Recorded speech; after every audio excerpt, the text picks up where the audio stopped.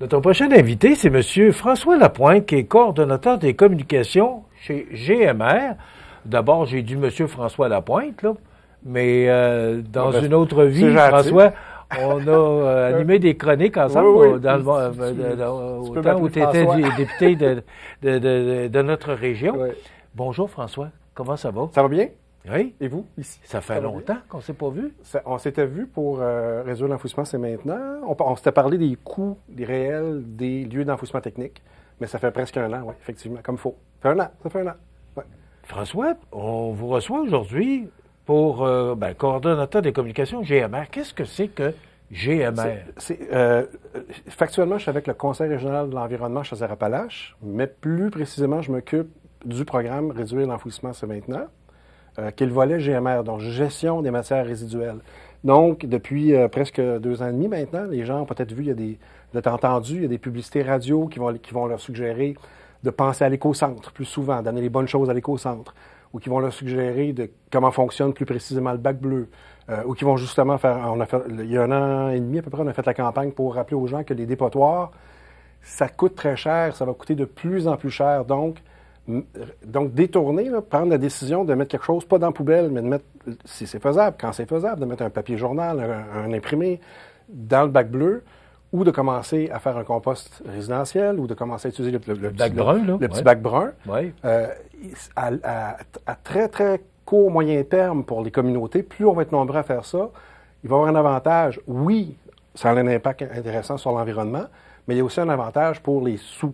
Donc, collectivement, ça va coûter moins cher à nos municipalités de gérer la tonne si on n'en va pas constamment se faire enfouir. Parce que plus ça va, plus c'est cher d'enfouir nos cochonneries. C'est très cher. Oui, tu as dit le bon mot, cochonnerie. C'est ça. Écoute, moi, je me sers un peu des notes que vous m'avez données, là. Ben oui. Jeter de la nourriture qui aurait pu être mangée, c'est mettre de l'argent aux poubelles ou au bac brun. Une famille québécoise gaspille en moyenne 1300 $ de nourriture par année. En moyenne au Québec, oui. Une famille de 3-4 personnes, oui, en moyenne. Il y a des gens qui sont meilleurs, des gens qui sont moins bons. Ça, c'est l'ensemble de... on est moins solide. Avant tout, je vais le mettre en perspective, c'est parce que on a une campagne qui a été débutée la semaine passée. D'ailleurs, on est présent sur les ondes de CMA TV, qui porte sur le gaspillage alimentaire associé au repas des fêtes. Parce que pendant les fêtes, on a tendance à en faire beaucoup. Beaucoup trop? Oui, parce qu'on reçoit souvent la famille et les amis. Fait qu'on veut avoir l'air généreux. On veut pas dire à un ami qu'on n'a pas vu depuis 6 mois, prends-en, prends de la tourtière, mais pas trop. Tu sais, on veut.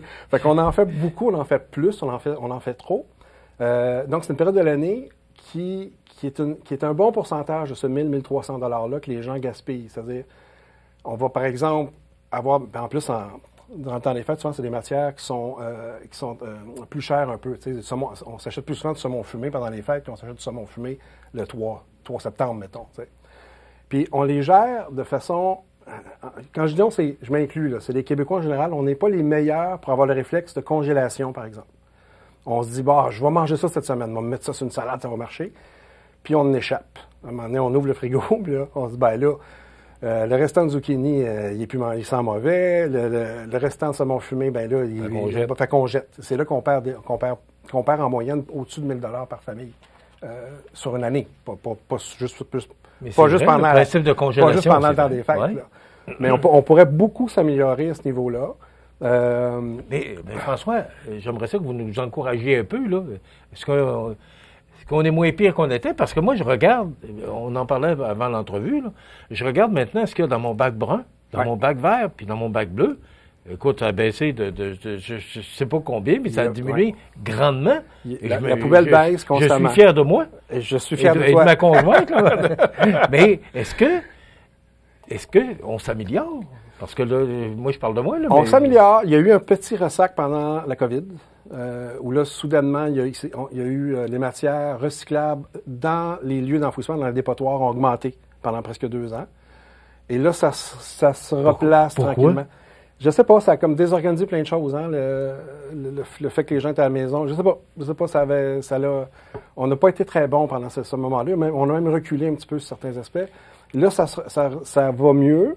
Et pour ce qui est de Chaudière-Appalaches, qui est le territoire que Réduire l'enfouissement, c'est maintenant couvre, les services, l'accès à des cueillettes de matière organique commence à être pas mal partout.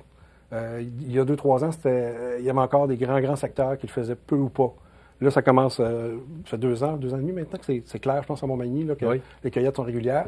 Fait que là, à un moment donné, il faut donner un peu c'est normal, il faut donner un petit peu de temps aux gens. C'est pas parce que le service arrive un lundi matin que toutes tes habitudes de vie se sont changées la veille. Donc, il faut laisser un petit peu de temps aux gens pour réorienter un peu leur façon de faire. Mais oui, là, ça va mieux, on s'améliore. Il y a des partenaires comme Lotbinière qui ont fait carrément monté une plateforme de compostage. Elle est pleine, ils reçoivent de la matière, les choses avancent. Puis il faut... On s'améliore. On peut toujours s'améliorer.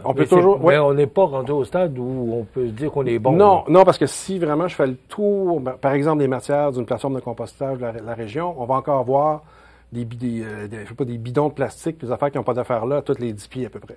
Fait qu'il y a encore... Ça prend juste un pourcentage de gens qui font n'importe quoi. Le problème, c'est que ça va se rendre dans le même camion. Donc, les 8 voisins qui ont pris le temps de faire les choses comme il faut, il en faut un, sur la rue, qui a fait n'importe quoi. C'est le même camion qui va ramasser tout ça. Donc, ça va les contaminer. Donc, quelqu'un qui fait n'importe quoi va un petit peu comme contaminer les efforts de ceux qui ont fait attention. François, moi, la question qui me brûle les lèvres, c'est que il y a un morceau de fer, peu importe, là, qu'il faut jeter. Et là, je ne peux pas le mettre en récupération parce que la récupération ne le prend pas. Alors, il faut que je le mette dans le bac vert. Non.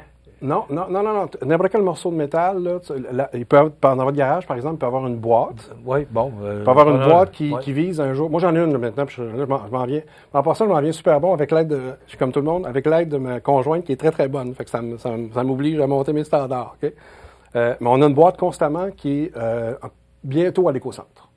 Fait que je trouve, par exemple, si j'ai un vieux marteau qui est cassé, ça peut pas, même si c'est du métal, c'est pas un emballage, c'est pas un imprimé, je peux pas le mettre dans le bac bleu.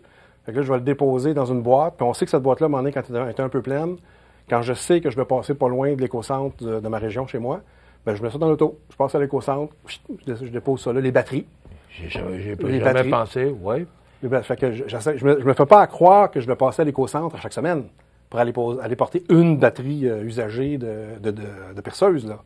Je me fais une boîte, puis je te dirais 2 fois par année, à un moment donné, je fais mon petit détour de 2 km, dans mon cas. Je vais à l'éco-centre, j'apporte ma boîte, on trie ça avec les moi, gens je prends acte de ça, et j'espère que les gens ont entendu, parce que, effectivement, moi, ça me fait quoi de jeter quoi que je sais qu'il va prendre 20-25 ans, si c'est pas plus, il y a des désintégrer. Ouais. Puis il y a des choses, malheureusement, qui ont pas de débouché, qu'on n'a pas le choix. Comme en ce moment, malheureusement, le textile, un T-shirt qui a des trous partout, là, qu'on se dit, même si j'amène ça dans une friperie, il n'y a personne qui va vouloir s'en servir. On n'a pas le choix. Pour l'instant, il n'y a pas de débouché. On doit le mettre aux poubelles. Mais il y a d'autres éléments, comme l'exemple du marteau tantôt, le métal, là, ça peut être fondu. Un marteau peut redevenir des boîtes de conserve. Des boîtes de conserve peuvent redevenir des marteaux des milliers de fois, là. Puis à chaque fois qu'on le jette, au lieu de juste faire refondre cette matière-là pour en faire quelque chose de nouveau, ça demande à quelqu'un d'aller creuser 75 pieds dans une mine pour sortir l'équivalent en matière première. Ça fait une grosse différence là, en termes d'énergie, en termes de productivité, là. Est-ce que... c'est toute une question, est-ce qu'il est trop tard?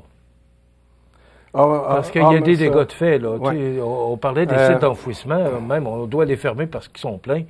On sait que dans les années 60, 50, 60, 70, il n'y avait aucune règle, là. On jetait n'importe quoi, n'importe où. N'importe où. Et certains... On regarde, j'ai reçu le président de la société, j'ai un blanc de mémoire, là, mais qui me disait que on mange 5% de plastique par semaine. C'est pas en pourcentage, c'est en onces. J'avais su, je t'ai retrouvé le chiffre. Oui, c'est l'équivalent d'une canne de plastique parce que quand on regarde dans les océans, François, toutes les bouteilles de plastique, on regarde sur les plages là, de certains endroits, c'est épouvantable là, ce qu'on a fait, mais ce qui est trop tard. Ce qui est plus menaçant dans le cas du plastique, oui, c'est pas le fun d'avoir un gros morceau de plastique dans l'océan, d'avoir une bouteille de 2 litres de 7-Up qui se ramasse dans... C'est pas une bonne idée, là. Mais ce qui est un petit peu dérangeant, là, qu'il faut absolument qu'on règle, c'est les microparticules de plastique. C'est celles-là qu'on mange. Pour l'équivalent de mémoire, je ne sais plus si c'était par semaine ou par mois, mais d'une carte de crédit, là. C'est ça qu'on n'est pas certain du niveau d'impact sur la santé publique. Président de la Société d'horticulture. Voilà, j'avais un blanc de mémoire. Mais c'est épouvantable. Mais ça, c'est d'autres sujets. On parle un petit peu de gaspillage alimentaire. C'est pas la campagne, mais je peux revenir pour tout ça. Ça m'intéresse. Parce que je suis certain que les gens qui nous regardent, ça les intéresse. Il y a des façons de faire pour générer soi-même un peu moins de microparticules de plastique. Il y a des astuces maintenant, si on revient à notre... On revient au gaspillage alimentaire dans le temps des fêtes. On s'est éloigné un peu, là. J'ai pris des notes juste pour justement le côté réfrigéré, si tu veux bien. Poisson, fruits de mer. Souvent, on a trop fait. C'est toujours pour le motif de ne pas dire à son beau-frère de ne pas trop en prendre. On en fait trop. On peut le congeler jusqu'à 3 mois à peu près. Les viandes cuites, jusqu'à 9 mois. Fait que non seulement on peut congeler, mais il n'y a pas d'urgence. Si on le mange juste plus tard, il y a jusqu'à 9 mois de conservation possible. Poulet cuit, 4 à 6 mois. Donc, le restant de dinde, si on a fait une grosse dinde, il y en a 2 fois trop. Au lieu de se faire à croire qu'on va manger de la dinde tous les jours pendant 3 semaines, on en congèle une partie, puis on pense à décongeler ça quand on est prêt à en remanger. Moi, je ne savais pas ça, c'est dans mes recherches que j'ai fait là-dessus. Il y a certaines trempettes, ça aussi, moi, j'aime les trempettes, puis quand j'en achète à Noël, j'achète des gros formats, justement, pour ne pas dire aux enfants, prenez-en pas trop, là, allez-y, c'est la fête. L'humus, ça se congèle. Le tzatziki, ça se congèle moins bien. Quand il va dégeler, il sera plus très bon.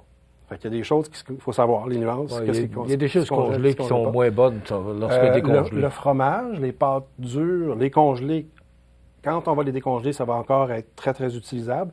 Les pâtes molles, c'est moins le fun, pas mal. On est mieux de forcer. Fait que maintenant, j'ai 2 gros morceaux de fromage le lendemain qui n'ont pas été mangés. Je vais manger toute la semaine la pâte molle. Puis je peux mettre la pâte dure au congèle pendant un certain temps. Puis la ressortir quand je suis rendu quand c'est à son tour de se faire gratiner ou de se faire manger. Je vais juste donner un petit truc aux gens. Il y a un site qui s'appelle, qui collabore avec Recycle Québec, qui s'appelle J'aime manger, pas gaspiller. Si vous tapez ça dans Google, J'aime manger, pas gaspiller, puis il n'y a pas une catégorie de produits là, alimentaires qui n'est pas là. Tu te poses la question, est-ce qu'il y a des raisins secs, ça se congèle? Tu vas probablement trouver la solution sur ce site-là. OK. Le site, c'est... Tapez « J'aime manger, pas gaspiller » dans un moteur de recherche, là, puis vous allez trouver la bonne page. Est-ce que... moi, je trouve que c'est très approprié comme entrevue, j'ai ça à quelques jours des fêtes, parce que on a l'abondance. Quand on regarde les tables, on est gâtés, là. Et je pense que c'est la moindre des choses de faire attention, puis de pouvoir... il y a des banques alimentaires, il y a tellement de ressources aujourd'hui qu'on n'avait peut-être pas dans le temps pour faire attention. Oui, il y a des choses qui sont plus dures je ne sais pas comment je t'amènerais ça, à réévaluer un petit peu sur le plan culturel. Par exemple, si on sait qu'on va faire un potluck, je ne sais pas comment ça s'est passé, vous, récemment, entre amis ou en famille, quand on décide de faire un potluck, il y en a un qui s'en vient, là, le premier, OK? À la seconde qu'on a entendu qu'il va y avoir 10 personnes, supposons, on a tendance à faire 10 portions. Sauf que si on y pense un peu, si les 10 font 10 portions, il va y avoir de la bouffe pour 100 personnes. On va être 10. On ne sera pas capable de manger tout ça. Fait que mais en même temps, tu te dis, si je fais des portions plus petites, qui sont juste des petites portions d'entrée, je vais-tu, moi, avoir l'air du chiche qui n'en a pas amené pour quelqu'un qui voudrait en avoir un gros morceau? Fait que c'est faisable, mais ça demande de se parler. Ça demande d'appeler sa sœur. Dans mon cas, ça va être ma sœur, puis de dire, tu sais quoi, j'amènerai peut-être pas 3 tourtières cette année, mais on en a amené 2 parce qu'on n'a même pas fini une et demie l'année passée. Puis de s'entendre de passer le message à tout le monde, comme ça, il n'y a personne qui se voit comme « Hey, c'est-tu moi qui passe pour le pas généreux de la gang? » C'est pas facile de faire ça, mais il y a toujours moyen d'organiser les choses. François, c'est déjà terminé, mais moi, j'aurais eu 1000 questions. Si on veut avoir plus d'informations... Je peux revenir avec plaisir. Oui, avec plaisir. Fin janvier. Oui. Si on a des questions... Vous pouvez aller sur le site de Réduire l'enfouissement, c'est maintenant. La page Facebook aussi, Réduire l'enfouissement. Réduirlenfouissement.ca aussi sur le site. Encore là, il y a plein d'informations. Là. Il y a le bac bleu aussi qui change complètement au mois de janvier. On pourrait venir s'en parler de ça. On reprend ça au mois de janvier. Ouais. Merci, François. François Lapointe, qui est coordonnateur des communications GMR, gestion des matières résiduelles. Voilà, ça complète.